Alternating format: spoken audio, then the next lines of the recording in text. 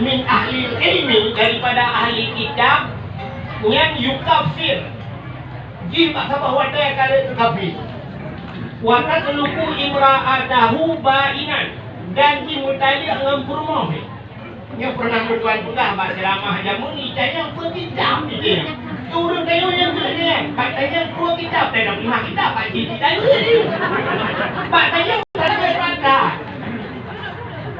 nyo orang saya kali baba abu dang dulu lemah kita abu dang. Jadi mutulehinan so yang tina ulama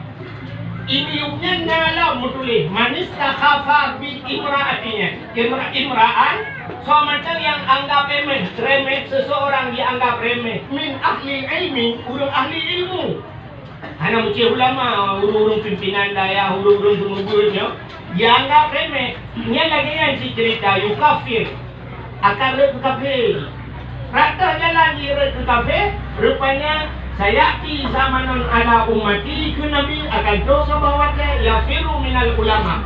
iplung daripada ulama. Apa makna iplung? Hai iplung le ulama nyo kita sahuri